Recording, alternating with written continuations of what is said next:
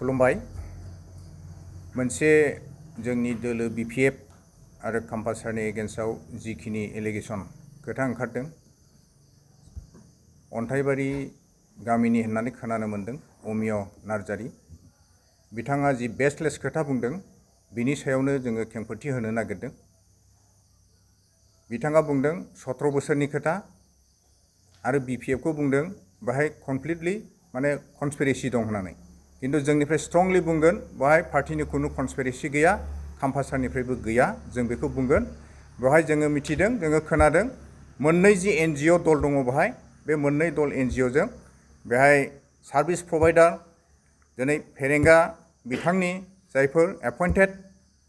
बे ग्रुपनिफ्राय आरो मोनसे एनजिअजों बाहाय मोननैजों जालायनानै बिसोरनि गेजेरावसो बे कनफ्लिक्टआ जादों बाहाय खुनु पलिटिकेलि कनस्पिरेसि गैया होननानै जों बुंदों आरो भबिष्यत जोंनि सायाव बेबायदि बेसलेस खोथाखौ दा बुंथों साबधान जा नोंथाङा जि सिमां नुदों पलिटिकेल लिडार जानानै जानो थाखाय बाहाय जोंहा बुंनांगौ गैया किन्तु दिनै 17 बोसोराव बिपिएफआ मा मावदोंमोन मा मावाखै बेखौ रायजो राजा क्लियार मिथिगौ। बेहाय माबा मोनसे धंस खालामदों माबा मोनसे खालामाखै बेखौ नोंथाङा बेसलेस खोथा बुंनो दिनैहाय प्रयजन गैया बा बुंनो नोंथाङा दरखार गैया। बेखायनो बेनिफ्राय गोजान जा नङाब्ला जोङो नोंथांखौ केस होनाय जागोन जोंनिफ्राय बे स्पष्ट खोथा आरो दा बेखायनो जों दिनै बुंदों नोंथाङा जुदि प्रुफ होनो हायोब्ला बे खोथाखौहाय दिनैहाय नोंथाङा प्रुफ होथों नङाब्ला जोङो बेखौ नोंथांनि एगेन्स्टआवहाय जोङो लिगेलि जोङो केस होनाय जागोन आं बेखौनो बुं आरो आङो खावलायदों दिनैहाय जिखिनि दिनै घटना जादों बे घटनानि सायाव तदन्त खालामदों सरकार हिसाबनिफ्राय दिनै थांगासिनो दङ बेखायनो बियो ओंखारगोन रियेलिटिया मा बेखौ जोंखौ दिनै बुंनायनि एगेन्स्टआव जोङो बुंबाय बेनिफ्राय नोंथाङा जानगाराव थानांगौ नङाब्ला जोङो नोंथांनि एगेन्स्टआव जोंबो गसंनाय जागोन। बे हाग्रा बायनाय हाग्राया माबोरै बायदों माबोरै बायाखै बेखौ गासिबो रायजो राजाफ्रानो नुदों। बेवहाय सोरबा इएमआ हाग्रा दानफाया बेवहाय हमै हमै गारि घरा बाहाय लाबोना दोनफैदों रेन्ज अफिसाव डिएफअ अफिसाव बजाय गासैबो गारि घरा सेवदों दंफां सेवदों किन्तु दिनैनि दिनाव नोंथांमोना रायजो राजायानो नुगोन बेवहाय दिनै खुनु दंफां गैला फाननानै जाजोब्बाय आरो दिनै जों खोनाबाय हाग्राया बे जोबनाया बै 17 बोसोरनि खोथा बुंदों बिसोरो हानदोंसो किन्तु दिनैसो जोबगासिनो दं बे गोदान गोदान एवगासिनो दं बे जाहैबाय दानि बे जिखिनि प्रुफ जादों बे प्रुफनि थाखायनो दिनै बेफोरो तदन्त जागासिनो दङ। आरो बिथाङा बुंदों बै समावहाय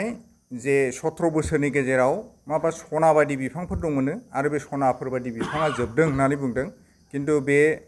दिनैनि दिनाव रायजो राजाफ्रा बेखौ बिजिरनानै नायगोन बै समाव काम्पासारनि समाव दिनैहाय बे आन्डार चिरां दुवार बेवहाय गंसेबो मिल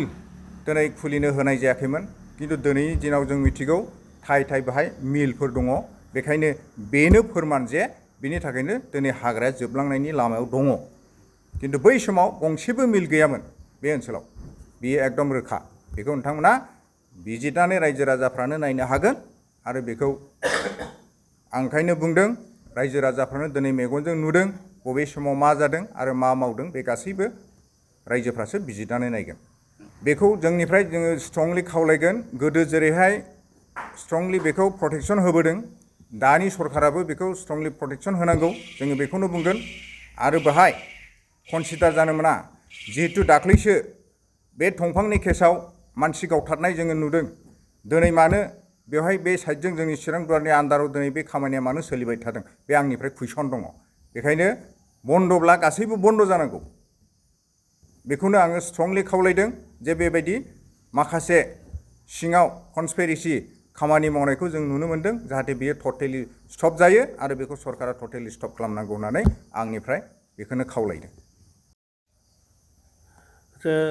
मोनफ्रोमबो जा प्रेसमेन्टनि बिथांमोनखौ आंनि गोसो गोरबोनिफ्राय बरायनाय थाबाय। दा दिनै मोनाबिलि समाव जोंनि प्रेसमिट लानायनि उद्देश्यआनो जाहैबाय थांनाय 1 थारिख नभेम्बरनि मोनाबिलि समाव जाय एनजिअ मोननै बिथांमोनहा गावजों गाव जाज्लायदोंमोन दा बेखौ लानानै जोंहा बेंटल अन्थाइबारि गामिनि अमिय नार्जारी बिथां जों बेखौ सिनायफेरामोन जों दिनै प्रथम नुदों किन्तु बिनि एलिगेसन लाबोनायनि सायाव जों फंनैसो दिनै बुंनो रेडि जादों। बिनि एलिगेसन लाबोनाया ओरैबायदि दुखुनांथाव जे जोंनि BPF पार्टिखौ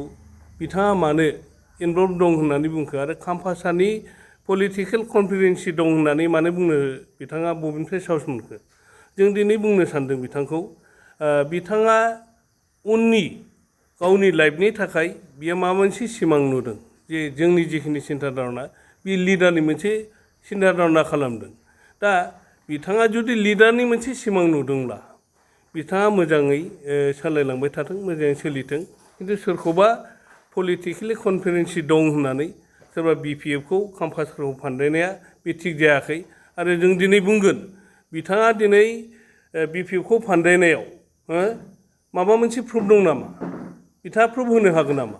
खिन्थु बिथाङा जुदि प्रुफ होनो हायो नैबे साननैसोनि गेजेराव खाम्फासारा बेवहाय पलिटिकेलि कनफिडेन्सि दं होननानै बा BPF आ इनभल्भ दं बेखौ बिथाङा दिनै जोंनि माबायाव